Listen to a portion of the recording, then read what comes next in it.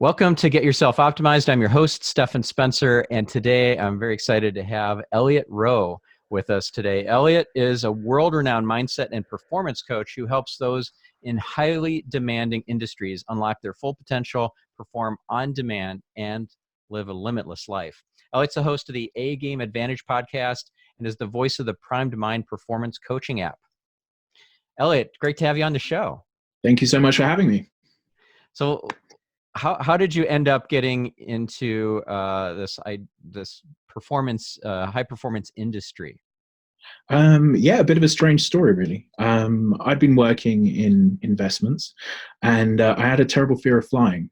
And someone had recommended a hypnotherapist to me, and I went to see a hypnotherapist, and she managed to resolve my issues in an hour, which sort of absolutely blew my mind. And because of that, I decided I wanted to get trained in it, thinking I'd be helping friends and family. So I went on a year's course to get trained as a hypnotherapist and started seeing friends and family, helping them with their issues, and everything going really well. And that then turned to they would recommend their friends, and it would grow and grow. And then I started working with some golfers locally, and they were seeing big improvements in their scores. And because of that, I had someone in the poker industry had said, "Hey, have you ever thought of working with poker players? They get very stressed when they're playing for large sums of money, and this might be really useful for them." And I jumped into poker and started doing some free sessions with players, and they started to see some good results. And then my business just built and built and built around that, to the extent that I had to stop everything else I was doing, because the hypnotherapy and performance coaching business was becoming so successful. And from there, it then transitioned into professional athletes, UFC fighters, Wall Street traders, CEOs of companies, sort of anyone who is doing something that puts them under high pressure and they can feel some sense of self-sabotage getting in their way. And my job is removing that self-sabotage and allowing them to perform at their best. That's cool. So you specialize in poker players. I saw that when I was doing my research on you, Right. that really intrigued me.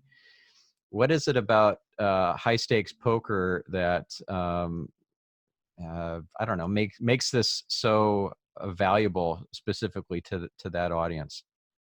For that audience, it's because it's high stakes. Really, with poker, they know how they're supposed to play a hand, but oftentimes making the decision to play the hand you know you should play in this way, it's very different if there's $10 on the line versus $1 million on the line. Hmm. And the advantage you can get to be a player who can play the hand as if it's $10 when there's $1 million on the line is an enormous advantage to have over the field. So, and that's also where it comes in things like professional fighting. Again, they have an awful lot on the line. So their anxiety's going to be much higher. It's going to impact their performance more. So really, the more high pressure the environment, the more benefit this sort of work will have in terms of improving performance and giving an edge over the field. That makes total sense. So imagine that I'm a high stakes poker player. What would be your like kind of first tier of advice for me, assuming I haven't done any kind of uh, mindset work or anything? The first thing for professional poker players to really understand is that it's a long-term game, and it's not won or lost in a single hand or a single session. So it really comes down to them viewing themselves as a casino, winning over time, rather than a gambler at a casino hoping to hit a jackpot. Hmm. And it's quite a significant change in mindset and the way that they play. So the casino never adjusts the way they play blackjack. The gamblers quite frequently will adjust the way they play blackjack. And it's the same for professional poker.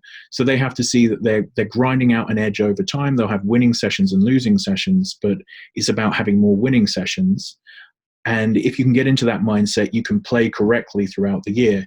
If you struggle with that mindset, it can be quite a difficult situation, and you end up doing crazy things trying to win an individual hand or session, and that ends up damaging you over time. Okay.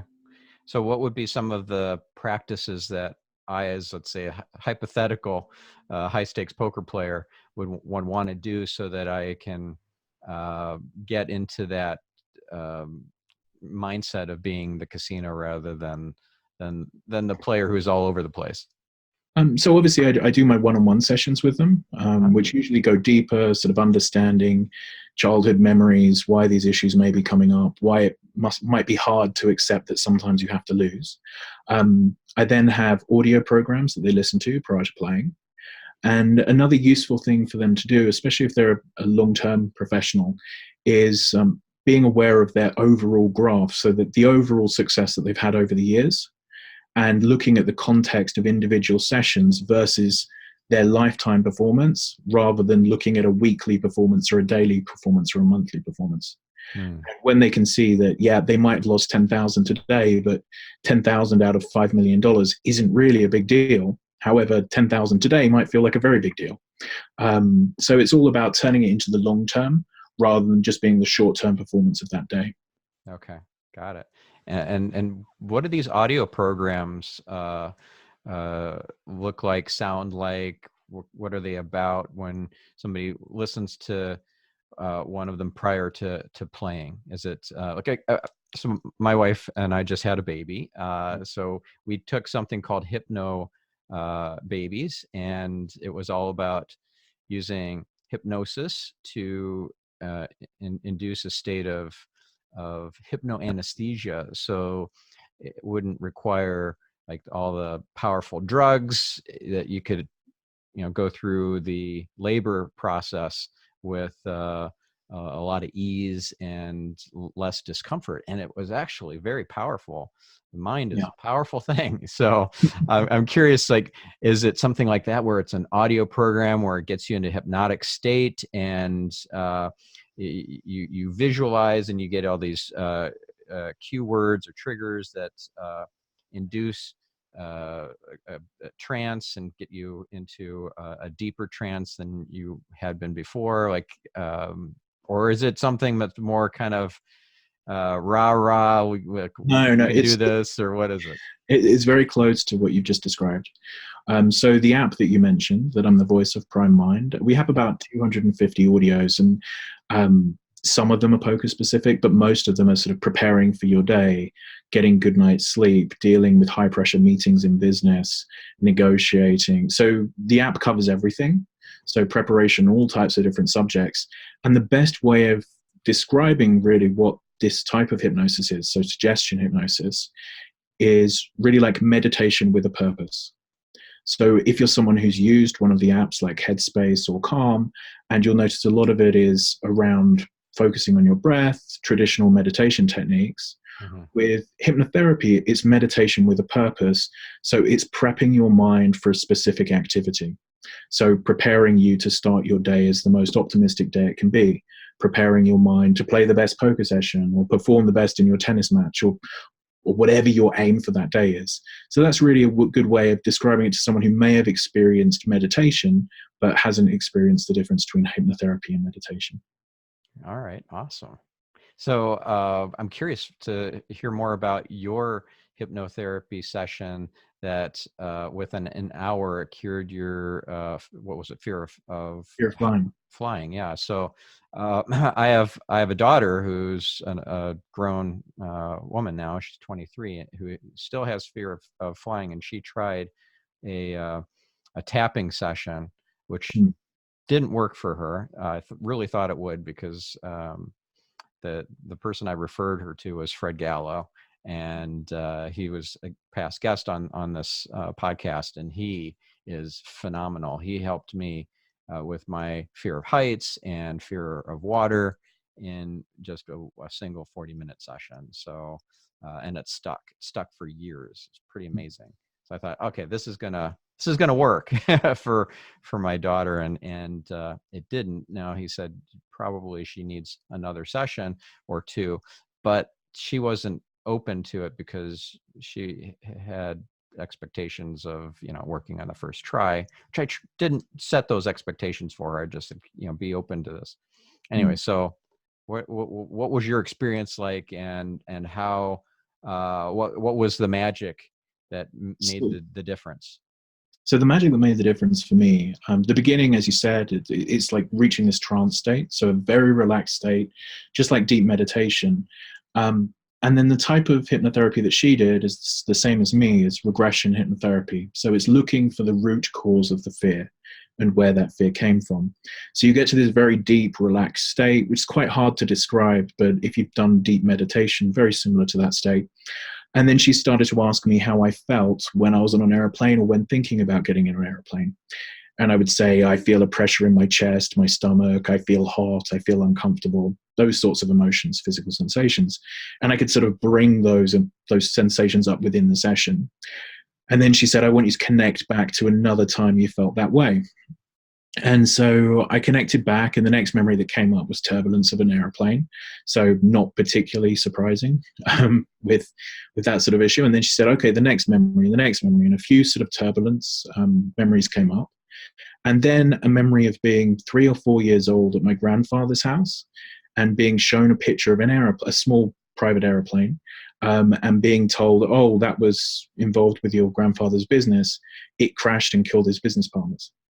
And this is at the age of 3 or 4. And then she had me look at it through my adult eyes, talk to the child about why that doesn't mean that planes are dangerous, and sort of release the emotion that I'd held around this.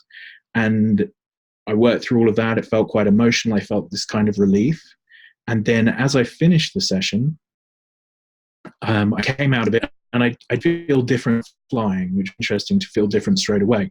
So it felt like, oh, something seems different now. But what's most interesting to me was that was a memory that I couldn't remember going into the session, and I wasn't sure how real it was.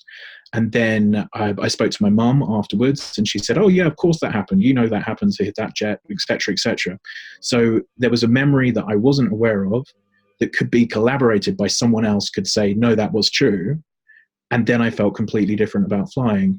And from that point forward, flying, it's not my favorite thing to do in the entire world, but I'm happy flying around the world and can quite enjoy the experience most of the time. Whereas before, I would literally turn down opportunities for long haul flights because I just didn't want to get on the plane and it would ruin vacations. So for me, what was most interesting is this idea that, your fears are learned at some point from something, and they can be unlearned and unprogrammed. And that's why I was interested, as I say, initially not doing it necessarily professionally, but I just found it such an interesting tool to have to help the people around me that it just seemed to make sense to learn it. And I'm certainly glad I went down this route. Wow. What a powerful story. And I'm guessing that you did not connect the 3 or 4 year old you and the experience of seeing that photo and being told that the business partner died. You probably didn't connect that to. I didn't even know it had happened. As I say, it was a memory that I'd completely forgotten. Wow. And that's what made it so powerful for me, was that I could then be told by a parent, no, that really did happen. And that was the sort of the big shift for me, is like, wow, this is something quite incredible that's just happened. And I feel different about something that was really holding me back in terms of seeing the world. And so you took a year-long course. Could I ask what was that course? It was one in the UK, RBCCH. So I think Royal Berkshire Clinical something Hypnotherapy. Okay. Got it. Okay. It was 11 years ago now. Oh, yeah. So in the UK, there was a very famous hypnotherapist who created her own branch of hypnotherapy called Rapid Transformational Therapy, RTT. It's Marissa Peer. Have you heard of her? I've heard of her, but I don't know her personally. Yeah. So she's been on the show as well. And wow, that was an amazing interview. Actually, one of the most popular episodes of the last 4 years. So she's fantastic. So I'm curious if there are any hypnotherapists or any books or courses or anything other than your own, of course, that you look up to or you think highly of. Like, for example, Ross Jeffries, who is very famous NLP person, but also more famous for being a pickup artist. He was written up in the book The Game by Neil Strauss. Mm. his favorite, he also was a guest on this show. Fascinating episode too. His favorite book about NLP and hypnosis, hypnotherapy is a book called Provocative Hypnosis. Have you heard of this book? That's not one I've heard of. Yeah. No. So maybe check that one out. I've read most of it and it is amazing. So are there any favorite Yeah, I books, mean, courses, hypnotherapists or whatever that you recommend to our listeners? yeah, there's quite a few out there. So, Hypnotherapy by Dave Ellman. It's a very old book. I think it's 1960s. That's my favorite book on the subject. So, I actually bought another copy of it today for someone as a gift. So that gives you an idea. So that would be, I say, a very good starting point for somebody interested. Yeah. It's a very boring looking book, a sort of pretty basic green cover, but very strong information in there. One of the classics of the industry. In terms of hypnotherapists and training courses, there's a lady called Grace Smith. She runs a training course in Florida. It's partially online and then partially in person in Florida. Her stuff is very, very good. She has a site called Grace Space. She's really helping push the industry forward. And then there's also Freddie and Anthony Jacqueline in the UK, who are doing some really interesting things online as well. They have some cool techniques regarding pain control that are definitely worth checking out. And then I trained with a guy in the UK called Kevin Still, and certainly it's served me really well over the years. So they're really the ones that I would really say stand out. But certainly the book, if you're interested in getting an idea of how this works and what I'm trying to do in my sessions, the book Hypnotherapy by Dave Ellman is a great starting point. And then, read 30 more books and you get a better idea, but it is a great starting point. Okay, awesome. And are there any books on meditation or on mindfulness or just kind of more spirituality in general that you would recommend? Like, for example, I know that Steve Jobs would, the one book that he would give to all of his visitors was Autobiography of a Yogi by Yogananda. And I was just curious if Yeah. that's a book that you are familiar with, or if there's another book that, or like I said, a course or something that you think very highly of, and just the more kind of general spiritual space. Yeah, so general spiritual space. Recently, I've been gifting a book called The Four Sacred Secrets. Yeah. Really enjoyed that, and yeah, I've purchased quite a number of copies of that book for people. And then, The Power of Now, A New Earth, by Eckhart Tolle. I think there's sort of classics in the industry, and I really enjoy and seeing people view life in a different way, having read those books. Mm-hmm. So they're the sort of the basics that I send out as gifts are typically those books in the more spiritual side. Oh, cool. And what's like the biggest lesson you've picked up from Eckhart Tolle? I really like the idea that you're leveling everyone up by working on yourself. And, obviously all of my work is around helping people reach that next stage, sort of let go of the ego, become their true selves. And I feel it fits quite well. It's a different philosophy from mine, but I feel it does fit very well in terms of that sort of idea that, we're here to reach another level, and that we're all sort of trying to move in that direction. And any work that we can do on ourselves isn't just benefiting us, but it's benefiting everyone around us energetically. Yeah. So I think that's really the big takeaway from me, is feeling like, it's beneficial in a lot of different ways rather than just the typical clearing your mind meditation. Another one I enjoyed recently, which is worth mentioning because it does have a bit of a take from hypnotherapy from it, is an older book again called Many Lives, Many Masters. And that one's actually about sort of past life regression hypnotherapy, which isn't something I do at all, but it's a very interesting book from a spiritual perspective. And definitely worth checking out if you're into the more spiritual side and want to make some kind of hypnotherapy connection to it. Oh, very nice. These are all great suggestions. I'm excited to check them out. When you were talking about the lesson you learned from Eckhart Tolle, I was thinking of a friend and a spiritual teacher and just a phenomenal person. He's like a wizard. His name is Donnie Epstein. I'm curious, have you ever heard of him? He's not one I've heard of. No. Okay, yeah. So he's good friends with Tony Robbins. Tony credits him for a lot of his success and just the kind of awakenings that he's had. And one thing that Donnie said, and by the way, he was a guest on this show as well, so listeners definitely check out the Donnie Epstein episode.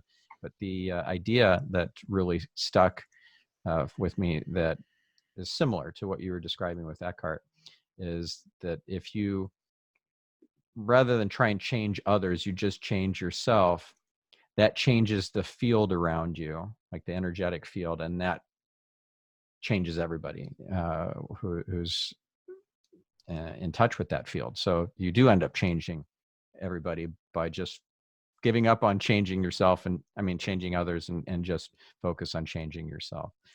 So I like that idea as well.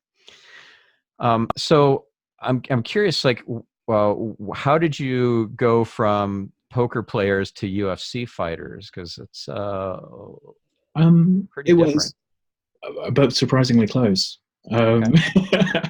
So I was living in Las Vegas at the time. There were a lot of UFC gyms. I went and gave some talks at some gyms, and also so professional poker, a lot of the time the guys are playing with high professionals from other sports, other industries as well. So there may be 3 or 4 professional poker players at a table, but also at that high table, NBC companies, Wall Street traders, professional athletes. And as the poker players were seeing success, they were recommending me to people in different industries. So this is over a sort of a 7 to 10 year period. So it effectively happened through osmosis. So they were recommending me. I would then take on a few clients in a different sport, different industry. They would end up then recommending me to other people in other sports and other industries. And it's sort of now transitioned probably 70% other things and 30% professional poker in terms of my hours of my week spread up over different clients. So that will be different professional sports. And now an awful lot of entrepreneurs and CEOs of companies are working with me to sort of reach that next level, overcome their self-sabotage issues, be able to deal with the emotions in their staff in a more efficient manner. So that's probably, I would think, in another 2 or 3 years, with the way I can see my business starting to move and the sort of client base that I'm getting, I think it will probably be, the vast majority will be business people at some point. Okay. So what would be an example of a let's say it's a UFC fighter or a poker player or both? We could do examples from both where they had some sort of sticking point, some inner demon or fear or anxiety that was interfering with their performance, and you helped them make a significant breakthrough. The easiest example, I'll give an example for both, but the easiest one I can give in poker, if anyone does know professional poker as a game, is sometimes playing live. A lot of players have emotional issues if someone keeps 3-betting against them, so sort of raising against them, and they start to feel picked on when that happens. So they open, the person 3-bets, and they feel picked on, they take it personally, and they either get very angry or very anxious, and they start to adjust their play, feeling like they're being attacked. Now, when I go through the hypnotherapy sessions with those clients, in virtually every client I've gone through that session with, they've ended up talking about memories of being bullied in school or bullied by a parent. So then we resolve the bullying issues. So we reframe it, we let go of the emotions around those bullying issues. And then when they go back to the table, when that same situation happens again, it doesn't trigger, and they can just see it as something to adjust to rather than a personal attack. So that's definitely the easiest one to understand from a poker perspective as to how early programming could impact the way you respond at the table. In terms of fighting, one of the big things that UFC fighters notice, and you definitely see it if you're around the sport a lot, is the performance in the gym versus the performance in the cage or in the ring. So they're able to perform at a much higher level when it's behind closed doors with sparring partners versus the performance that they actually have on the night. And oftentimes there's self-sabotage issues there. I've had guys whose issue was that they knew if they won, they would be moving up in class and fighting people that they weren't sure if they could beat and might be more dangerous. Hmm. So they would actually sabotage and lose fights at a lower level so that they wouldn't get the opportunity to move up in class to a level where they weren't as confident. So that was definitely a big part. And again, so much of this comes from self-worth issues, how they believed in themselves growing up, the programs, whether they felt loved as a child. Everything's the same. It's quite incredible. I've seen from sport to sport, so Olympians, international rugby players, soccer players, so many of the stories are identical. Nearly everything goes back to childhood, the relationship with the parents, how you were treated at school, how you felt about how you behaved at school. A lot of guys, first rejections in teenage years are haunting them for their entire lives in terms of their self-worth. And all of these things you can overcome. And that's what I find most interesting is sometimes, my single session for flying that was an outlier. Usually it takes a few sessions. But over a few sessions of hypnotherapy, in most cases, the issues can just be let go of forever, and things like road rage disappear, anxiety issues disappear. Life, the way to describe it is things that used to be difficult become easier for you. So you'll notice that you've done something that used to trigger you, and you're like, oh, wow, that was easy. And that's what I'm looking for from my clients is they notice a list of things that used to be hard and now seem natural, easy things to do because they always should have been. Wow.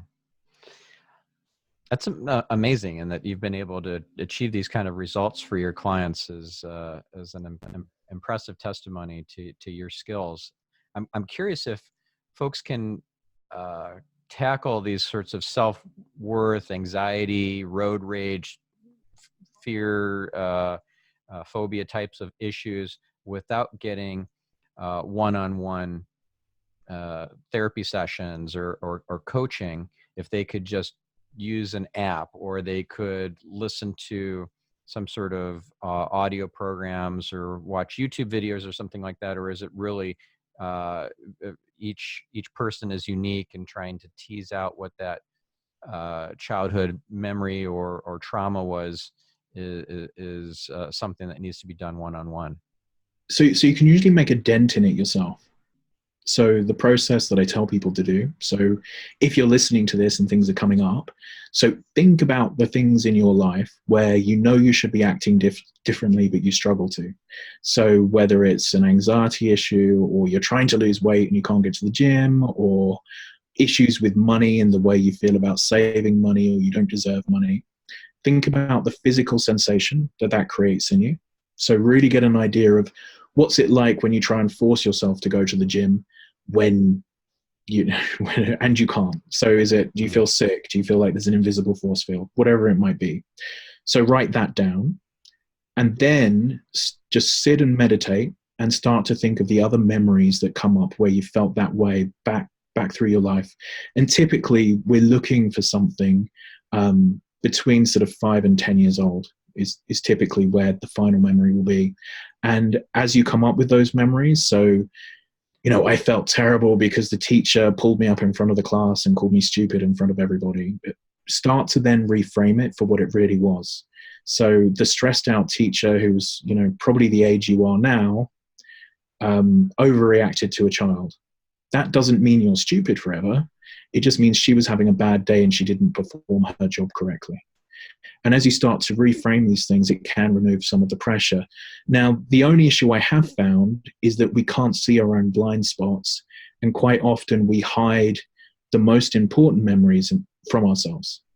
And that's where you need a therapist to do the last chunk. So from my side, I wasn't aware that was a memory of the plane, seeing the picture of the red jet and being told it'd gone there. So it would have been virtually impossible for me to find that myself. You need someone driving you, forcing you to the uncomfortable thing. So you can make a change. You can make a big dent in this on your own, but just be aware, working with a professional who's used to helping people uncover and work through this, is dramatically more effective, because we hide our own blind spots and weaknesses, and that's why they're blind spots and weaknesses. So I would usually recommend, certainly if you're doing anything in high performance and there's a lot on the line, then it's an investment that's almost always worth making for people. Right. And so being able to reframe things is helpful, but if you don't get it at the root cause, which for you was that that picture and that story of the private jet, then you're not going to fully resolve it. And just doing regular talk therapy might be helpful, but there's something about going into deep hypnosis and unlocking memories that are not readily accessible to you. That's where the magic happens, right? Exactly. And I mean, sometimes, obviously, there are clear reasons why, some people know their traumas. So you might still be able to bring that up. If something tragic happened when you were a child, it's quite likely that could be the root cause and you would remember it. But oftentimes there are these subtle things that, as they come up and you work through them, they're surprising. And sometimes you'd be shocked that they would even be an issue. I've had guys in their 60s doing sessions with me crying because, a kid stole their lunchbox at school in kindergarten. And, there's still an emotion around this literally over 50 years later. And that's certainly not the sort of thing they were expecting to come up in sessions. But it's because it creates a program, a feeling of self-worth that then just gets repeated and repeated until something disrupts that program. Right. Okay. I remember Tony Robbins teaching about how to regress somebody to their first memory, and then go earlier than their first memory. I recall something about how he helped somebody with a stutter, that there was the first memory, and then he was able to talk this person through what happened right before that first memory. And it was a profound kind of traumatic event, and that released this person's stutter. Having that unearthed was pretty fascinating. I don't know if you... And that's quite similar to what I was trying to describe there, in that you can usually get to the memory before the really significant one. And that's because you've been set up to find something difficult. So let's say someone's scared of elevators. They'll get back to a certain level of them feeling super uncomfortable in an elevator that got stuck. But why were they uncomfortable when other people in that elevator weren't uncomfortable? And that's probably because they had some other form of claustrophobia or some other issue that had set them up that if they were stuck in an elevator, it would be a very traumatic thing for them. And people can usually get back to the first time in the elevator, but they'll struggle on their own to get back to the thing that happened before that made that a more scary experience for them than other people. Right. Okay. So does this work help for, or is it important for somebody who plays, let's say, poker online versus in person? Because then they're not getting as much of the body language cues from their the other people they're playing, or is it just all the same stuff? It's all the same, because it's, again, I work with guys who, there are millions on the line online as well. So it's still, do I deserve this? How do I deal under pressure? They still feel bullied by the same betting patterns. They can't see the person's face, but it still brings up those same emotions. And then you also have the focus issues of perhaps having to play a 15-hour session of poker. And how do you focus the same at the end of that session as at the beginning? And what sort of edge do you get if you're able to focus at that level longer than your opponents?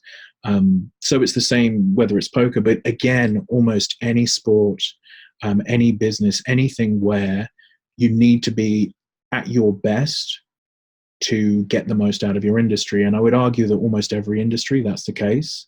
One of the ways that people out there can really question themselves and whether this sort of work would be beneficial is think about your industry, and then think about the person who's number one in your industry, and write down the things that they're doing to be number one in their industry, and then check it off and see which of those things you're doing and which that you're not.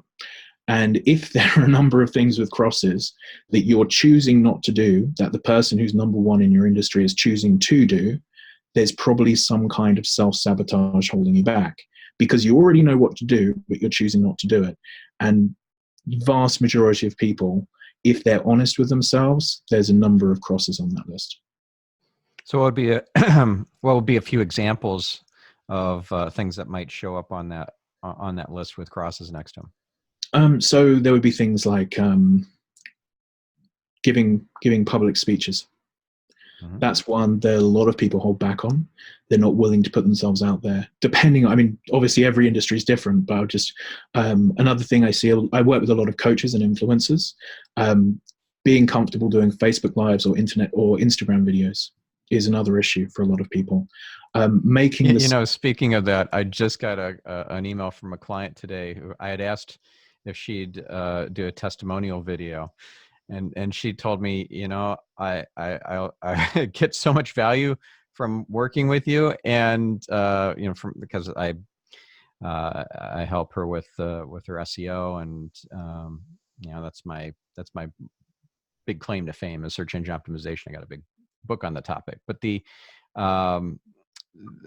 what made her uncomfortable was doing it as a video, and so she said, I'm not sure if I'm going to be able to do that. I'm an introvert. I don't like being on video. I've got issues about how I look and so forth on camera, and I'm not sure if I'm going to be able to pull this off. So give me a bit of time to process this or whatever.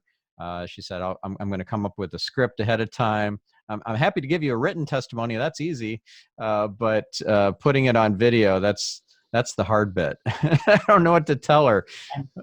Maybe watch this. Watch this interview. And I mean, that's the sort of thing where clearly she knows there's something that she's struggling with. And what does it mean to her business if she was comfortable saying, yes, of course I can give you a video? And what does it mean, in other areas? Another one's sales calls. There are a lot of businesses where I've spoken to people who they're not making the sales call that they know they're supposed to be making because they're scared of the rejection, or they're not reaching out for the potential networking opportunity because they're scared of the rejection. And these things really add up in your business, and an individual instance of this changing can completely change, the direction of your future. So they're the sort of things that I see popping up with business people. So there's this term out there called imposter syndrome. And I'm curious what your take is on that. Do you just see that as an unaddressed trauma or childhood memory?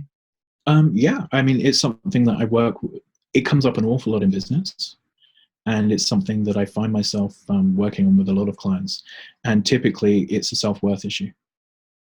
So, the person is shocked at the success that they've had. They're not sure if they deserve it because something in them at some stage, they were told that they weren't going to be successful, or they didn't deserve love or success, or they've programmed themselves to believe that. So as they're seeing that success, they feel very uncomfortable about it. And they're always scared that they're going to be found out. That someone's going to find the truth, and really they're not as successful as they are, or they're not as good a person. Yeah. Whatever it might be. So again, working on those self-esteem issues and letting go of those programs is key to overcoming that. Yeah. I discussed on a previous episode that concept of imposter syndrome. And one thing that came out of that episode that was pretty fascinating was there's kind of a related syndrome, comparative success syndrome, where you don't necessarily feel like an imposter, like you're going to be found out, that you're a faker, and you don't actually have the skills or the know-how or the intelligence or whatever, but that you're comparing yourself kind of subconsciously with a version of yourself that you could have been. right? So I, for example, compare myself sometimes to the version of myself that I could have been if I had stayed in the science, biochemistry area, completed my PhD instead of dropping out. I have a master's in biochemistry, so I don't use that for anything, but I started an internet agency, and that trajectory just, I never, it just changed my whole life to drop out of my PhD. And I subconsciously compare myself to the version of me who went through the PhD program and became a researcher and tried to, I don't know, cure cancer or whatever. And who knows what could have happened, what I could have done to save humanity or whatever. And so that's got a name to it. I had no idea. It was comparative success syndrome. So I'm curious if you've heard of that before. That's not one I've heard come up actually. I mean, there's a lot of people with regret, and there's a lot of letting go of regret, career-wise, that you're describing, and it comes up an awful lot in relationships. The one that got away, and that's something that comes up frequently for people to have to work on letting go of that narrative, that story of the fairy tale, for them to be able to focus on making the best out of the current life and current circumstance. Because the reality is, you did make those decisions, and you have absolutely no idea of what direction that would have gone, and you're looking at the probably top 0.01% of what your life would have looked like if you'd taken that route. Yeah. And it's not really a fair comparison. No, it's not. Well, you wouldn't want to do that to somebody else. Like, the things that we say to ourselves are so hurtful and just downright mean and unfair and so forth. And we would never say that to somebody we care about, but we say it to ourselves. It's pretty shocking. And this might actually be a good technique for you to use and play with. So what I'll have people do in a meditative state is imagine that it's a coaching client telling you this. Exactly the same story. You have all of the information, and they're coming to you and they're saying, Stefan, I struggle sometimes because, perhaps I could have cured cancer. Perhaps I could have been a researcher who did all of these things, and I feel uncomfortable that maybe I'm not living up to the full potential that I had. And I'll say, so what would you say to that client?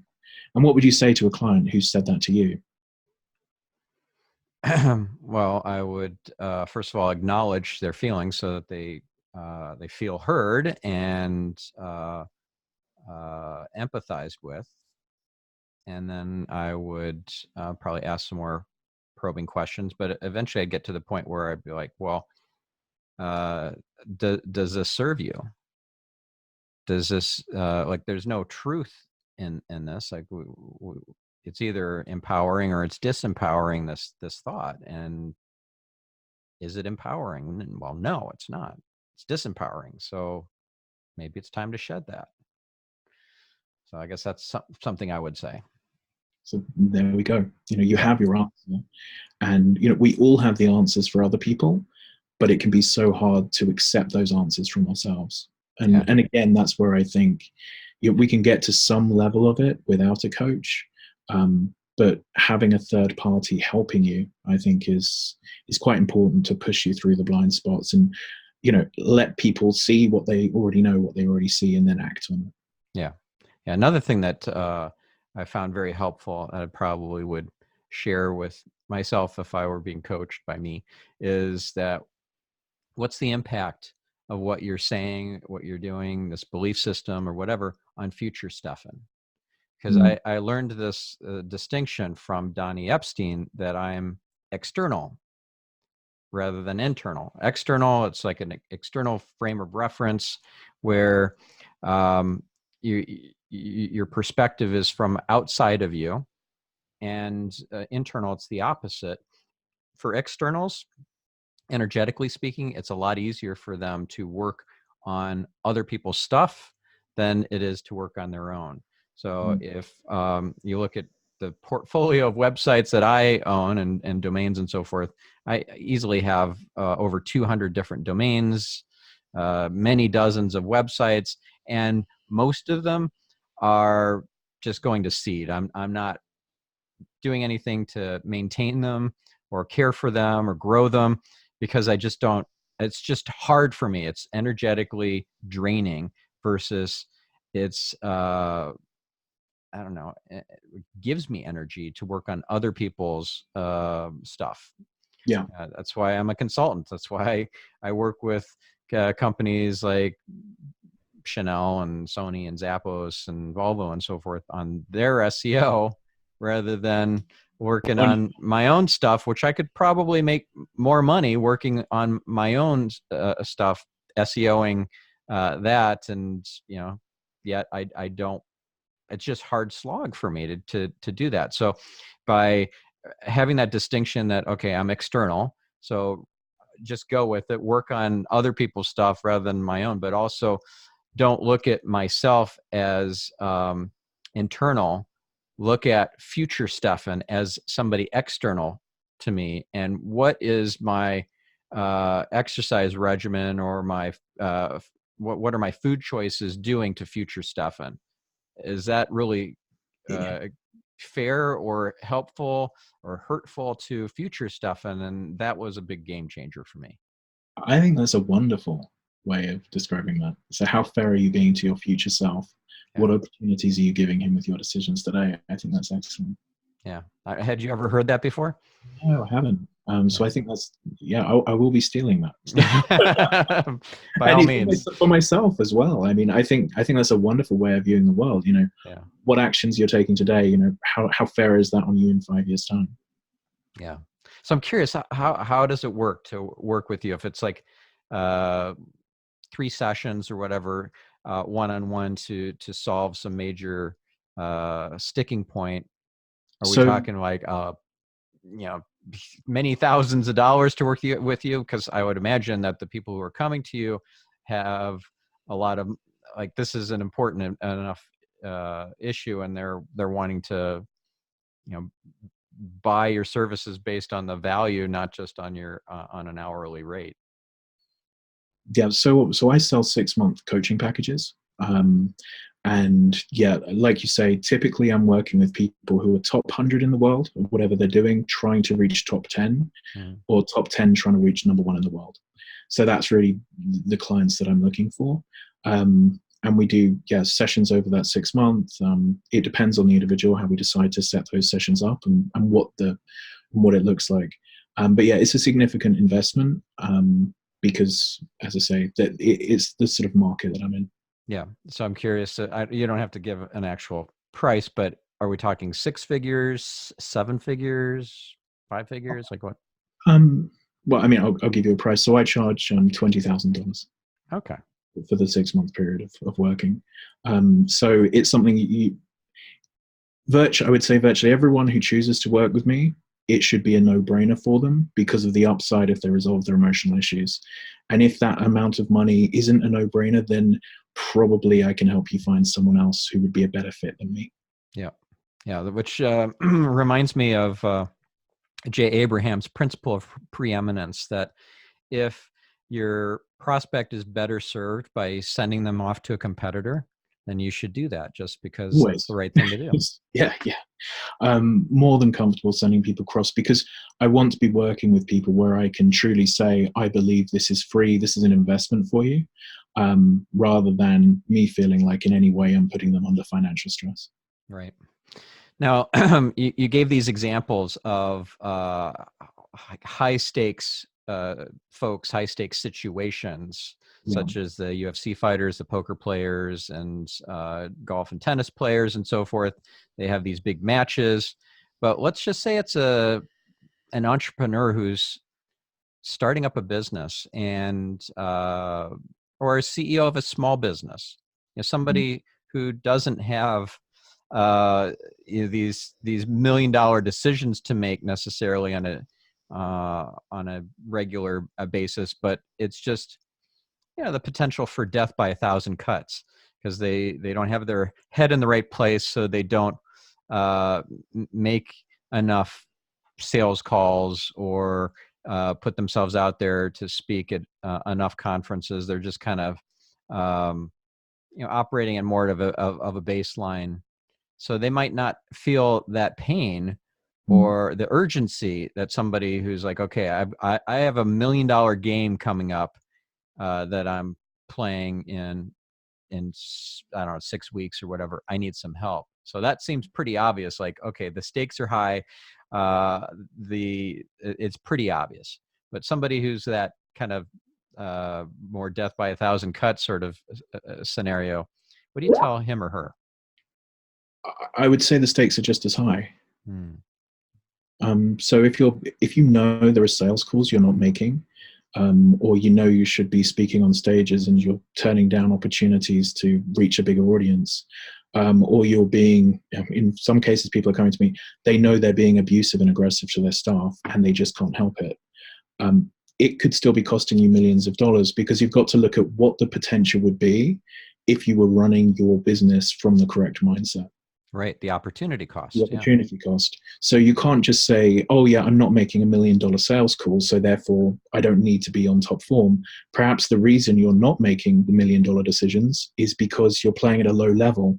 And if you leveled yourself up, you would be making those $1 million decisions. Yeah. So that's the way I see it. Interesting.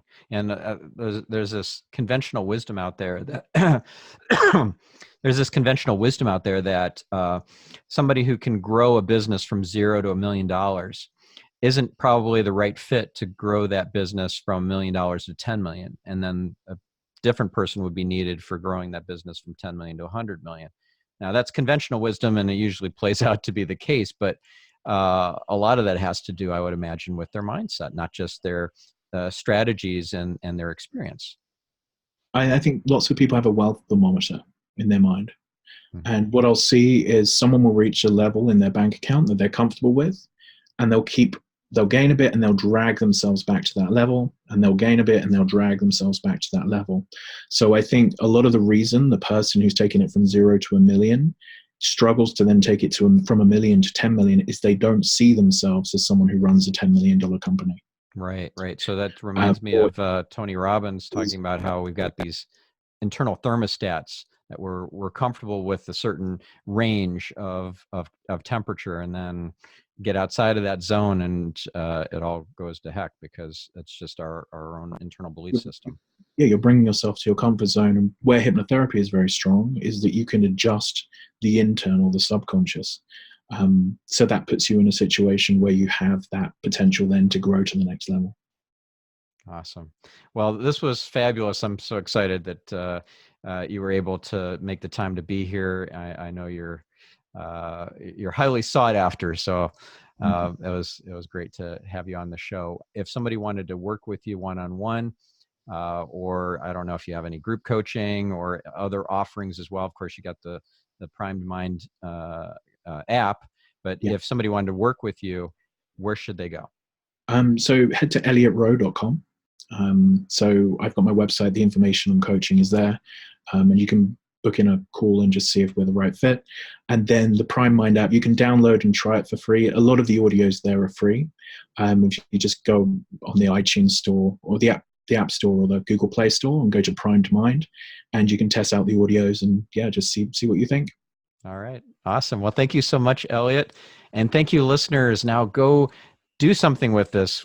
Be bold, make a big difference in the world, and we'll catch you on the next episode of Get Yourself Optimized.